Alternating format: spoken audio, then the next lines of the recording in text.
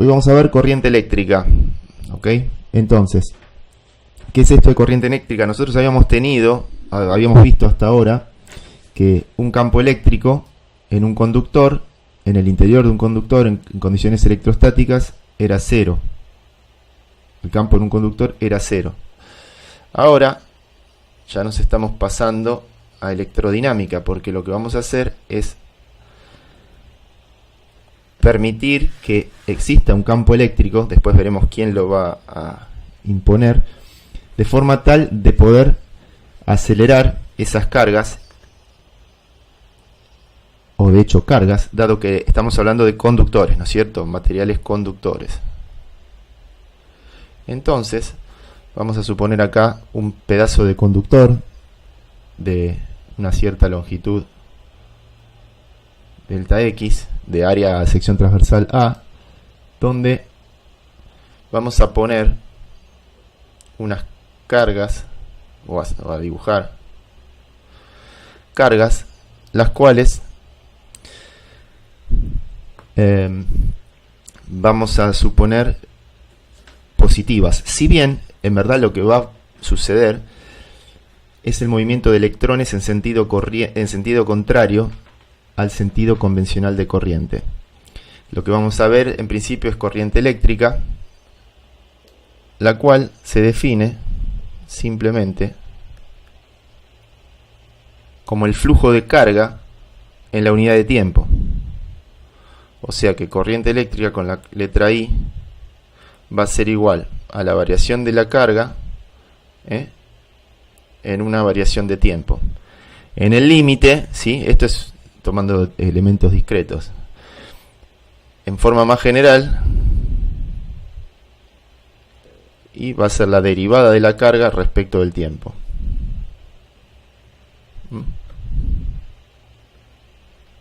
Ahora, ¿cómo es esto de la carga por la unidad de tiempo? Y bueno, es el flujo de carga. Listo, entonces estábamos diciendo esto. Imagínense entonces que de alguna manera pudiésemos acelerar las cargas, pero quiero explicar lo siguiente, porque esto es fundamental. Recuerden que en los conductores, por ejemplo el cobre, el dibujito lo tienen en clases anteriores, está lo que es la nube electrónica, ¿sí? Es muy importante entender eso. Tenemos el átomo de cobre, por ejemplo, donde está el núcleo, donde están los protones y los neutrones, ¿sí? Y estaban en la periferia. A ver quién me llama, perdón. No, a esta hora no puedo atender, punto.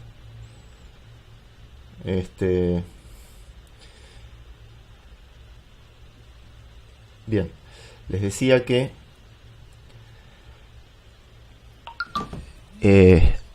el cobre tiene 29, ¿sí? El Z del cobre es 29 porque tiene 29 electrones. Y acá está lo que se llama la denominada nube electrónica, ¿no es cierto?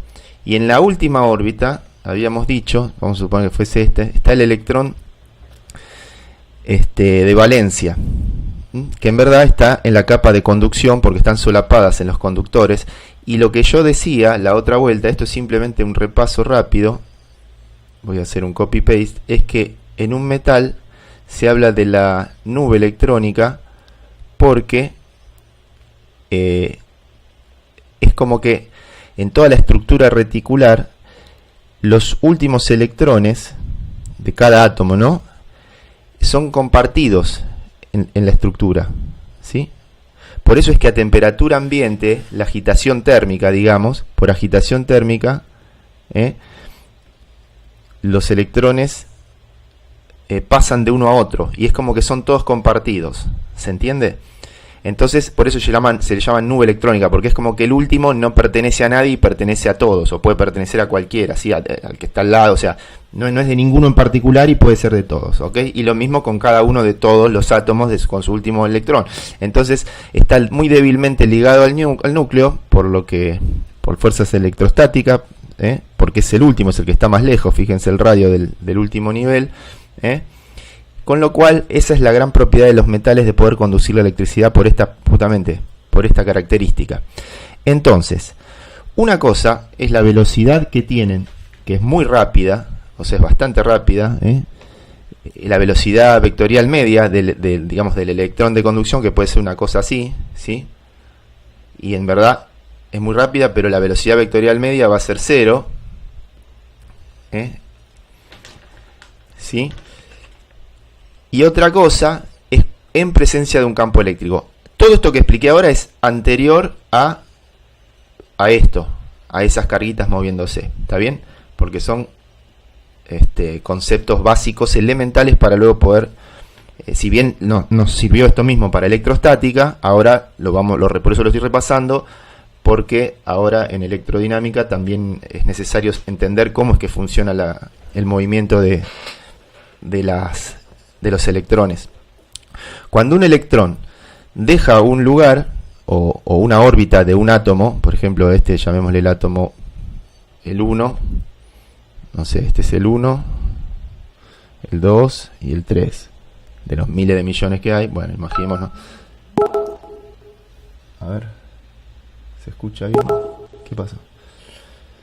¿Quién habla? Lo de superposición entre lo que es la valencia y la conducción es lo que es parte de la teoría de bandas de energía. Sí, es eso, pero ahora no, sí, tiene que ver con eso. Que no es tema de nuestro curso, ¿sí? Pero sí, tiene que ver con eso, por supuesto. Decía que acá, cuando migra, ¿sí? Va a dejar un hueco. Hueco o vacancia, ¿sí? O laguna también. También se dice. Entonces, el de acá viene acá. Ahora, si el de acá se fue para allá, también va a dejar un hueco y así sucesivamente. Y este de acá dejará un hueco que será ocupado por el electrón del 2. Ahora estoy acá en el 3. ¿Sí? O sea, el electrón del 1 migró al 2. El del 2 al 3 y el del 3 va a ir al 1. ¿Sí? Va a vagar por la estructura e irá al 1 o a otro. ¿Se entiende? Y así sucesivamente. Entonces, lo importante es entender eso. ¿Qué cosa? Que al moverse el electrón lo que hace es arrastrar corriente eléctrica en sentido contrario. ¿Sí? Sentido de la corriente convencional. O sea, el sentido de la corriente eléctrica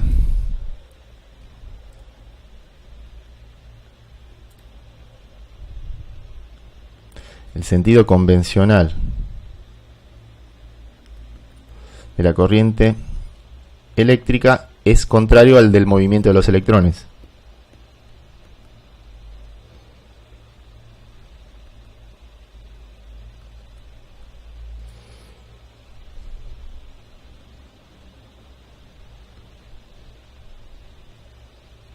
E- significa electrones.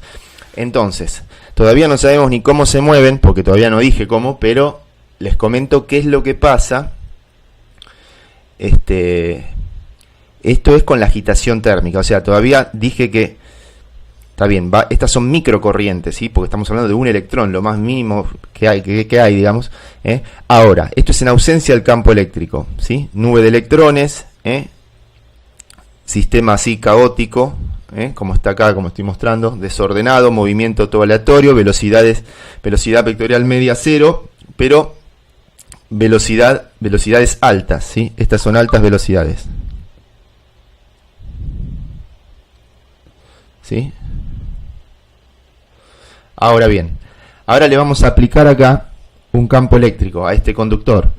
Después veremos que será logrado a través de una batería, por ejemplo, y la energía de la electroquímica ahí, o de la química de la batería, hará posible generar y mantener una diferencia de potencial. Entonces, ahora todavía no nos metemos en eso, pero sí decimos que acá, si a esta cara le aplicamos, o está a un cierto potencial, digamos, A, y a esta otra a un cierto potencial BB, tranquilamente acá habrá una diferencia de potencial, BA menos BB. ¿Por qué lo pongo así? Y porque este está mayor potencial, por lo cual van a fluir hacia allá. Recuerden lo siguiente: Si acá tuviésemos un campo eléctrico, supongamos así, el otro día lo estudiamos esto, ¿se acuerdan? Un plano conductor o no conductor, no importa, generaba un campo eléctrico que no dependía de la posición, ¿se acuerdan? Y estaban los planos equipotenciales, ¿se acuerdan estos de acá? ¿Sí? Cada uno distinto o sea, todo el plano a un cierto potencial, pero cada uno a distinto potencial del otro. Entonces, si de alguna manera tenemos un campo eléctrico generado tal que tenga este sentido, por ejemplo, si yo acá tuviese una carguita positiva, ¿no es cierto? Esta va a ser acelerada hacia la derecha en este caso, ¿se entiende? Y si acá tuviese otra carguita, lo mismo. ¿Sí? Cualquier carga que yo deposite ahí positiva, se va a ir hacia la derecha. Bueno, ahora pensémoslo de esta manera. Si hay electrones libres, muy importante esto que vamos a decir, que es hablado, no hay matemática acá, no hay nada, pero es importante el concepto para luego entender todo lo demás. Si de alguna forma lográsemos poner este campo eléctrico dentro, o sea, en el conductor, acá en esta cara, no en esta cara, dentro del conductor, a través de esta diferencia potencial que estoy diciendo, que de alguna manera podemos llegar a aplicar ahí entre esas dos caras, secciones transversales de ese trozo de conductor, particularmente en este caso cilíndrico, entonces lo que va a pasar es que las carguitas, los electrones van a ser, digamos, chupados, los electrones, los E-, digamos, van a ir hacia allá, ¿se entiende? ¿Hasta acá estamos bien? ¿Se entiende esto que estamos diciendo? Por ende, los huecos de los cuales acabamos de hablar recién, esperen que esos colores están prohibidos. Ahí está.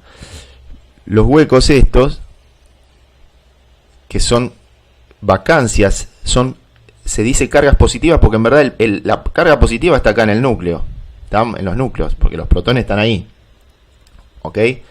Sin embargo, lo que está haciendo los núcleos estos, están atrayendo a ese espacio, a esa órbita, a esa posición, la cual no hay más. Hay un déficit de electrón, pero está siendo atraído, o sea, ese lugar, cualquier electrón que pase por ahí cerca va a sentir esa atracción, ¿se entiende? Porque hay un hueco.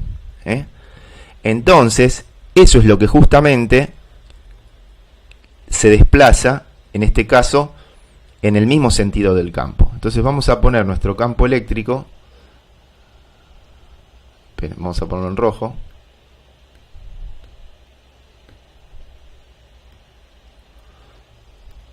así. Este es un campo eléctrico que no es un campo coulombiano, o mejor dicho, este sí, el que no es un coulombiano es el que va a generar la batería, pero este que de acá es un campo impulsor, el cual va a hacer que va a repeler a los positivos, ¿se entiende? Entonces, en definitiva, la corriente eléctrica se va a establecer justamente por este flujo de carga fluyendo, ¿sí? Por eso es que la corriente va a ser en ese sentido. Sin embargo, y lo que quiero terminar de dejar en claro, espero, es que el flujo de electrones va hacia en contra del campo, porque acuérdense que el sentido del campo va siempre, digamos, o sea, dado un sentido de campo, la flecha lo que hace es repeler las positivas, ¿sí? O dicho de otra manera, las cargas positivas, lo acabo de decir acá, son repelidas por el campo y aceleradas o impulsadas en el sentido del campo. Y por el contrario, los electrones van a ser chupados o absorbidos o llevados, atraídos en sentido contrario al del campo. Entonces, en presencia de este campo eléctrico, ¿sí? Lo que va a suceder es que va a haber como un ordenamiento del movimiento aleatorio, con lo cual se van a desplazar los electrones, si bien van a seguir por su agitación térmica, pero van a desplazarse un poco, va a haber un desplazamiento, o sea, van a adquirir otra velocidad, más allá de esta alta velocidad, sino que va a ser una velocidad de desplazamiento. Entonces, vamos a ir ordenando un poco esto matemáticamente, lo de la corriente. Vamos a plantearlo de esta manera. Fíjense,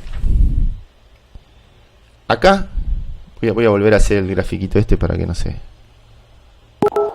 En un cierto tiempo, acá, ¿sí? Van a fluir las cargas, ¿no es cierto?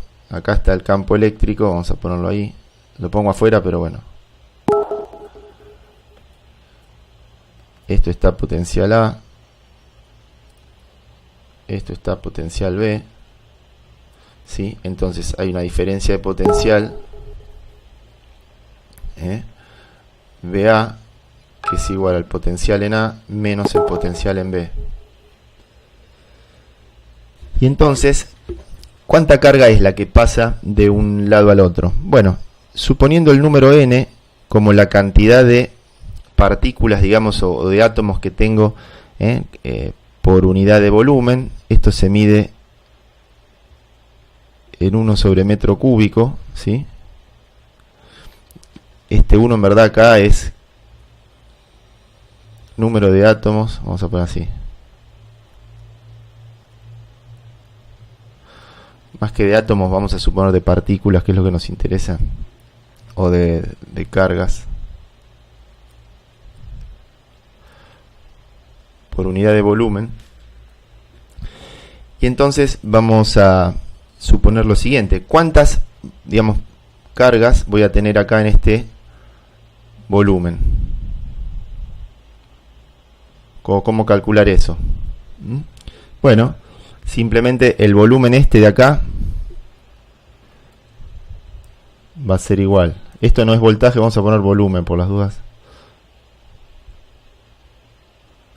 El volumen involucrado viene a ser A por esta velocidad de deriva que tienen estas partículas. La velocidad de deriva es una velocidad baja, ¿sí? Vamos a poner así.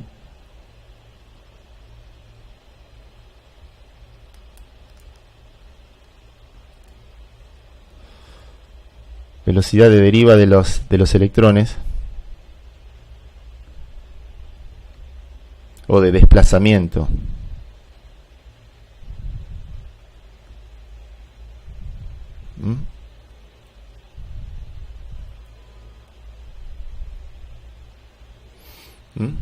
Ahí estamos.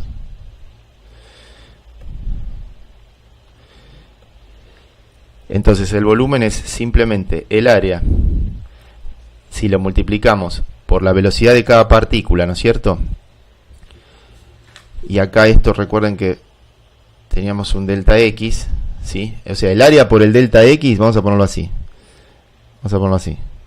El área transversal por el delta X, ese es el volumen total que encierran o que describen, digamos, ese movimiento de partículas en esto dado un cierto delta T, ¿sí? Es como que largamos el cronómetro, decimos, bueno, preparados, listo, ya, a ver cuántas cargas fluyen acá. Entonces ponemos a alguien acá a mirar ahí, y ve que están atravesando esta área, esta sección, las cuenta, las partículas, supongamos, y ve que pasan tanto en un determinado tiempo, ¿sí? En llegar hasta el otro lado. Por lo tanto, ahí tenemos el volumen, ¿sí? Entonces, la cantidad de carga, este delta Q total, ¿qué va a ser? Bueno, si tenemos, fíjate, el volumen este lo vamos a expresar, este delta X lo vamos a expresar ahora sí como la velocidad de deriva por el tiempo, ¿sí? Entonces, fíjate, nos va a quedar que si a la carga la multiplicamos por este número n que habíamos visto antes, ahí vamos a tener en definitiva la cantidad de cargas, porque este es un número de cargas, pero al multiplicarlo por el valor, por Q, que es en este caso la carga del electrón, menos 1,6 por 10 a la menos 19 coulomb, ¿sí? Por los coulombs involucrados, nos va a quedar cuánta carga tengo por unidad de volumen, por metro cúbico, pero nosotros luego lo tenemos que afectar a esto por justamente el volumen en cuestión involucrado en nuestro caso, en nuestra experiencia, que lo tenemos acá. Entonces a esto lo vamos a multiplicar por el área, por la velocidad de deriva y por el delta T, ¿sí? Entonces, si se fijan, como habíamos definido antes, acá a la corriente es la variación de la carga en la unidad de tiempo. Entonces, si queremos saber justamente la cantidad de carga que pasó en la unidad de tiempo, ahí obtenemos la corriente, ¿sí? Esto se va y en definitiva esto es una expresión de la corriente eléctrica en función de las cargas que están atravesando una cierta sección en la unidad de tiempo. Q, N, B, A. ¿Estamos? Hay distintos tipos de corriente eléctrica, ¿sí? Yo voy a hablar, mejor dicho, nosotros acá vamos a estudiar las corrientes que se desarrollan en los conductores debido a baterías prácticamente. Pero recuerden que hay corrientes eléctricas cuando sucede una tormenta, un rayo, ¿sí? Una chispa, esas también son corrientes eléctricas. Hay corrientes eléctricas en algún plasma, en los tubos de rayos catódicos o en los tubos donde hay gases, por ejemplo, excitados con diferentes potenciales, altos potenciales. El gas se excita, emite luz y bueno, ahí también hay una corriente, ¿sí? Eléctrica. En un tubo de rayos catódicos, como ser los televisores más viejos o los osciloscopios viejos, porque ahora también están los digitales, o los monitores de PC que ustedes por ahí no sé si llegaron a conocer, ahora son todos planos de LCD y todo eso, pero bueno, se siguen usando, por supuesto, incluso en instrumentales sigue habiendo tubos de rayos catódicos, un invento espectacular. Bueno, la cuestión es que ahí había un ejemplito el otro día, yo quería hacer, al final no me dio el tiempo para hacer, está en la guía de electrostática, un ejemplo de un electrón que es acelerado a través de unas placas a cierto potencial, y bueno, ahí también hay corriente de electrones, si bien ahí no es este tipo de corriente, porque esta corriente que estamos estudiando nosotros acá es la corriente que se produce en la estructura reticular, ¿sí? En la estructura, digamos, del cobre, en este caso, o del aluminio, o de cualquier hierro, el metal que sea, ¿sí? Entonces, esta es por transferencia de electrones. También está la corriente eléctrica, la que se produce cuando se produce la electrólisis. ¿Conocen eso? Por ejemplo, cloruro de sodio, o si uno bueno, hay un montón, pero no son las que nos interesan ahora, sino que la que nos interesa es esta, ¿ok? Entonces, vamos a hacer un ejemplito simplemente para tener una idea de esto. Fíjense, vamos ahora a hacer un problemita que dice cuál es la velocidad de desplazamiento de los electrones en el cobre. Entonces, los datos que nos dan son los siguientes. El N para el cobre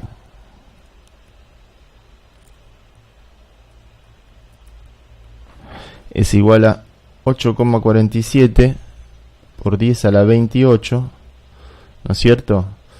Digamos, electrones por metro cúbico. En verdad ya se sabe que son...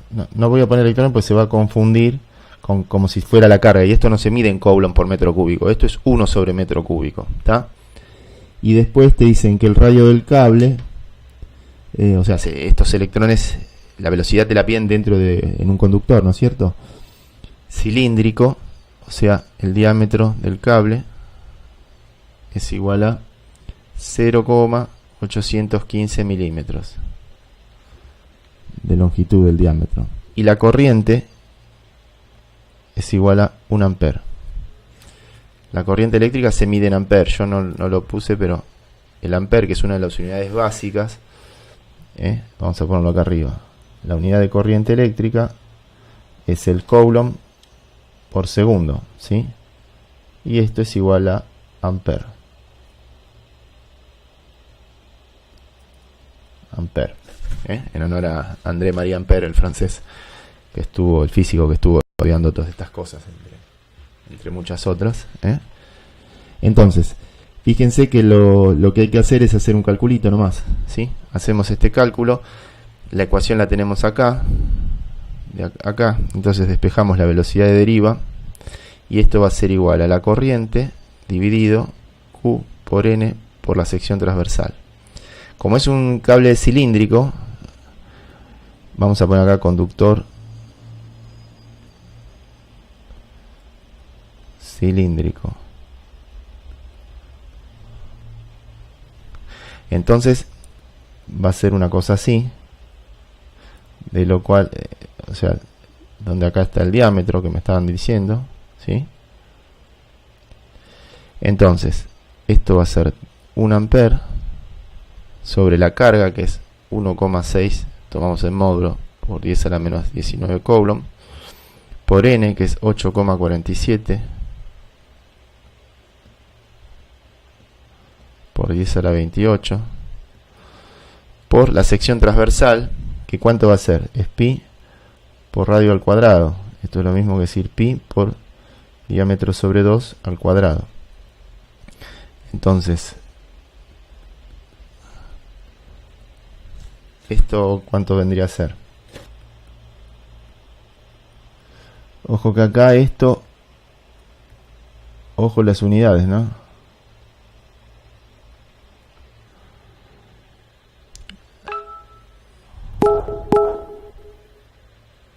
Ok, a la menos 7. Bueno, 5,21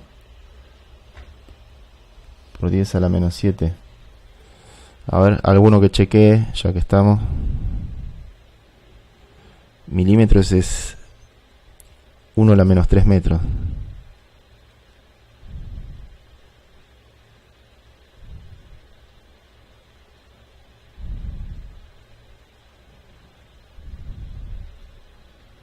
Sí, está correcto esto. 1,44 por 10 a la menos 4. Perfecto. Y esto es en metros sobre segundos. Fíjense que es en el orden de...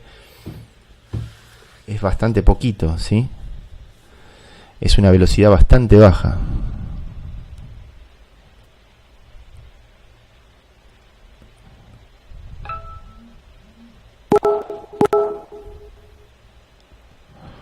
Vamos a hacer una analogía.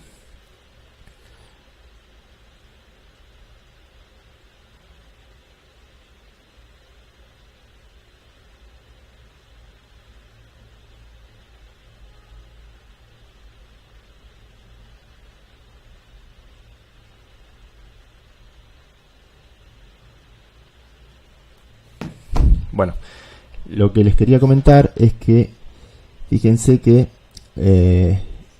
a un electrón, si tuviéramos un metro de cable, le llevaría mucho tiempo recorrerlo, ¿sí?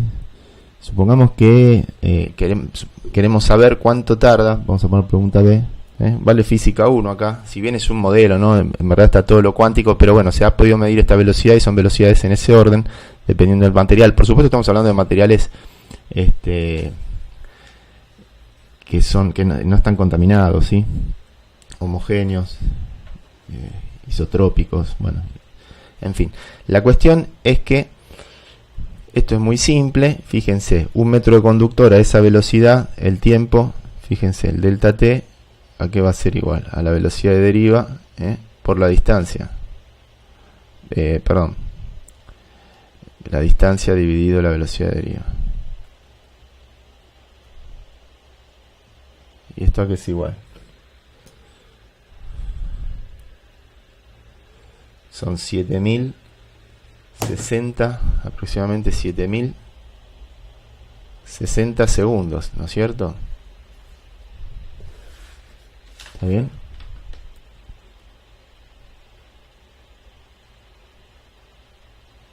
¿Les da eso? Bien.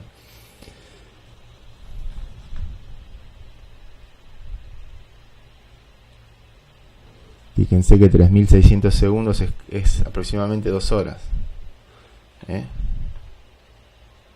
Casi 2 horas.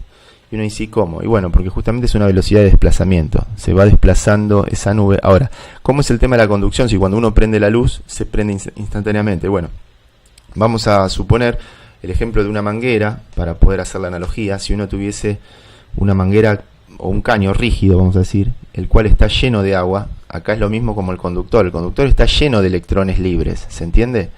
Nuestro conductor está lleno de electrones libres. Acá. Ya está. Entonces es como si tuviésemos una manguera llena de agua, pero con la canilla cerrada. Pero está toda llena de agua. Entonces, hay una cierta presión, que es la que impone la compañía de agua, que se supone que es constante. Vamos a suponerla constante. Entonces cuando uno abre la canilla sale el agua. No es que sale mágicamente, porque hay una presión, ¿no es cierto? Hay una fuerza por una superficie que hace que la impulse. Bueno, entonces, suponiendo acá lo mismo, si abrimos la canilla, es como que cerramos el interruptor de nuestro circuito. Entonces, como nosotros vamos a ver ahora en un ratito, vamos a tener lo que es una batería, que simplemente acá vamos a poner la llave. Y supongamos que acá ponemos una luz. Entonces, si cerramos este interruptor, lo que va a comenzar a circular justamente es la corriente. La corriente es un escalar, no es un vector, porque no obedece a las leyes de la adición vectorial, es por eso. Y entonces, acá va a haber una cierta diferencia potencial, ¿sí? Delta V, o simplemente V, luego lo vamos a llamar. Y lo que pasa es que instantáneamente se enciende la luz, ¿sí? Bueno, ¿por qué? Porque justamente al estar lleno es como si el fenómeno sucede prácticamente a la velocidad, la onda electromagnética, la perturbación electromagnética, que es la transferencia de energía desde la batería hasta la carga. En este caso la carga es la luz, lo que uno quiere encender o hacer funcionar. Eso es inmediato, porque justamente es como que cada uno de estos electrones se mueven uno al contiguo, al de al lado, al de al lado, al lado, y así es que pasa inmediatamente el proceso. No es que, digamos, el electrón que está en una punta del cable tiene que llegar a la luz para que ésta se encienda. ¿Se entiende? Entonces, con la manguera lo mismo. Uno abre la canilla y al toque sale prácticamente inmediatamente, sale el agua. ¿Por qué? Porque el caño ya está lleno y simplemente hay una perturbación. En el caso de la manguera, la perturbación es la presión del agua a la velocidad del sonido en el agua, justamente, ¿sí? A esa velocidad es que va la perturbación, la onda de presión, ¿sí? Porque es justamente la presión en el agua. Sin embargo, si uno tira un papelito, como para decirlo, para verlo, para visualizar, en la punta donde entra el agua a la casa de uno, la cañería del caño maestro, o digamos, sí, que es de donde viene el agua, y luego abre la canilla, una canilla o la manguera esta hipotética, y supongamos que fuese transparente la cañería, va a ver el papelito viajando. ¿Se ve? No es que el papel, sin embargo, uno tiene agua, ¿sí? En la punta. Entonces, esto es como si fuese el electrón que viaja recontra despacito, ¿no es cierto?, en llegar, pero sin embargo, como hay miles de millones de electrones llenando la manguera, digamos, o en este caso el conductor, y son afectados por esa diferencia de potencial, a saber, ese campo eléctrico que los acelera, entonces es que la perturbación electromagnética se percibe inmediatamente, ¿sí? En el caso de ser una luz, bueno, se enciende la luz inmediatamente. Puse el ejemplo de una luz, pero puede ser una resistencia, un motor, cualquier otra cosa, ¿sí? La cuestión es que la perturbación electromagnética está ahí disponible al toque. Bueno, hay muchos conceptos por ver, por seguir viendo. Ya estamos viendo de a poco, vamos de a poco, porque ya tenemos idea de lo que es la velocidad de deriva, lo que es la velocidad vectorial media de los electrones por agitación térmica, y estuvimos viendo el tema del potencial. Ahora vamos a ver un poco el porqué. Vimos cómo calcular la cantidad incluso de... A ver, ¿qué hay?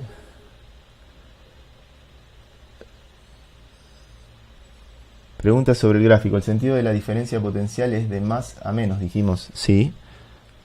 Claro, siempre va... Esto ahora te voy a dar un ejemplo que va a quedar claro. Es mayor que BB, ¿sí? Por eso es que fluyen desde el punto de mayor potencial siempre al de menor, ¿sí?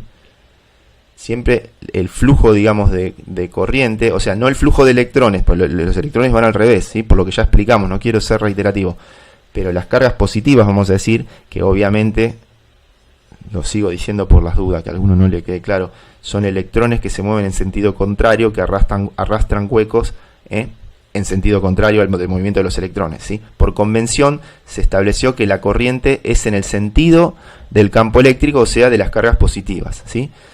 Entonces, para que eso suceda, va a ir desde la sección de mayor potencial, se van a mover hacia las de menor potencial. Ahora va a quedar claro cuando explique un poquito un circuito acá y la resistencia, y hablemos un poco de resistencia eléctrica.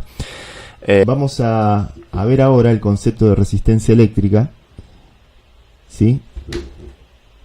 Porque es importante para poder entender un poquito más. Vamos a suponer, o sea, los electrones, hay algo que no dije que lo digo ahora. Los electrones, al ser acelerados por ese campo eléctrico, no es que son acelerados y viajan a la velocidad de la luz. ¿Qué acabamos de decir? Que viajan a la velocidad de deriva. Alguno se preguntó, ¿y cómo? ¿Por qué es poca esa velocidad o cómo es? Bueno, el tema es que chocan contra la estructura reticular. A menos que existan los superconductores. Bueno, de hecho existen los superconductores, pero nosotros no es tema nuestro. Lo que sí les digo es que van a chocar contra otros átomos, contra otros, ¿no es cierto?, en el camino. No es que van derechito, perfecto al otro huequito que queda al costadito, ¿sí? al átomo de al lado vecino. No, pueden ir, de hecho van chocando, incluso dependiendo del material. Hay algo que se llama movilidad, que tampoco es de nuestro estudio, que se estudia en electrónica, pero bueno, tiene que ver con el material, con la velocidad, con varias cosas. La cuestión es que, para nuestro caso, lo que tenemos que entender es que podemos hacer una analogía de lo que es la resistencia que tendrá el conductor con este, digamos, este plano inclinado con estos postes, como si fueran árboles, y supongamos que uno tire una pelota de arriba o una bola y tiene que llegar abajo. Bueno, va a ir chocándose indefectiblemente, ¿sí? Si acá nosotros, esto está a una cierta altura, fíjense cómo tratamos de hacer analogías con física 1, con cosas más tangibles, para que nos demos una idea, ¿sí?, más visual de lo que está sucediendo acá a nivel atómico, que en verdad no sabemos. Está la física cuántica metida también. Entonces es un modelo que bastante bien explica, y bueno, me pueden creer. De hecho, yo no inventé nada de esto. Ojalá hubiese inventado, pero no inventé nada. Esto es la teoría que la pueden encontrar en los libros, pero está muy bueno entenderlo. O sea, es fácil de entender, creo. Entonces imagínense que nosotros tiramos acá una bolita acá arriba, que de alguna manera la hemos llevado hasta ahí arriba, que ahora vamos a explicar. Y esta bolita o pelotita de cierta masa va a entrar a caer y va a chocar contra los postes, ¿no es cierto?, en su recorrido para abajo, ¿sí? Entonces, ¿qué pasa? Acá tiene energía potencial,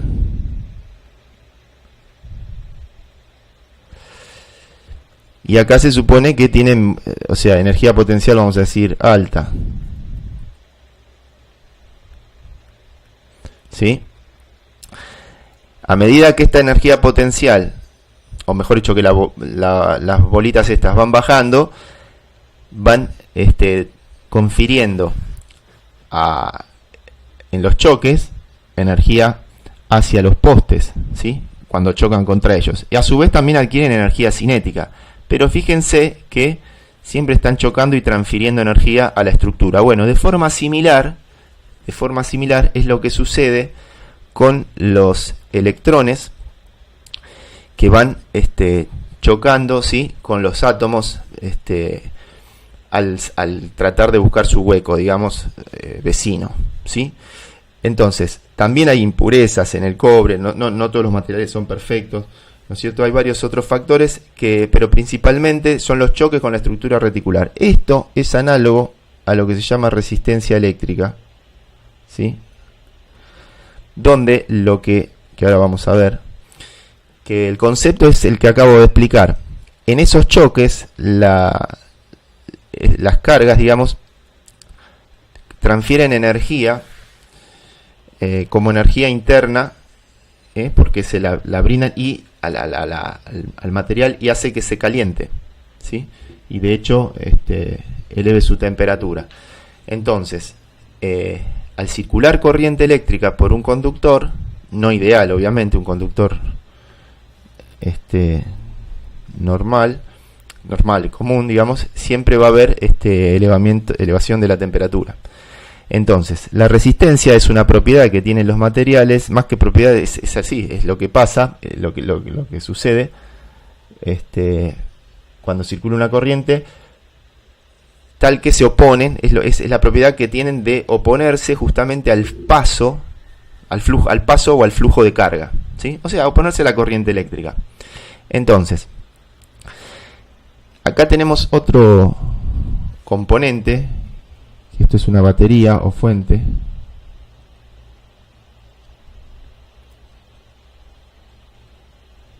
¿Fuente de qué?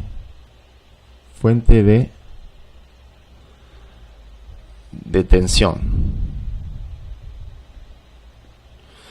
¿Sí? O sea, esto, acá hay un cierto delta V. Esto se podría simbolizar de esta manera. Esto es un simple switch, y acá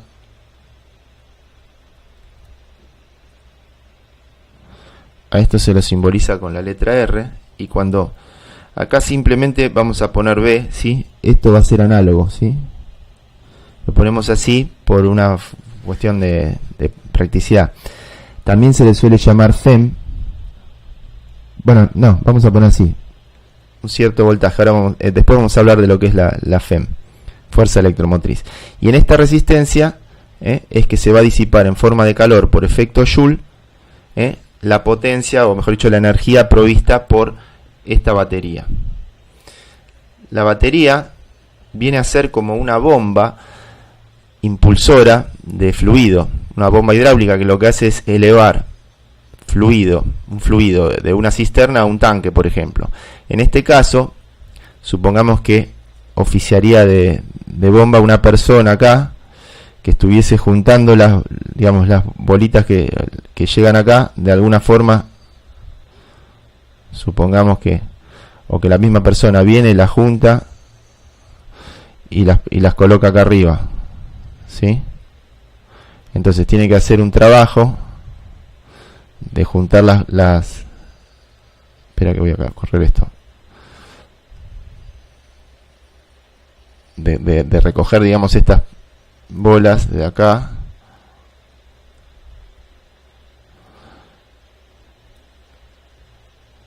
tomarlas de acá y llevarlas para arriba. ¿Se entiende el ejemplo de la persona?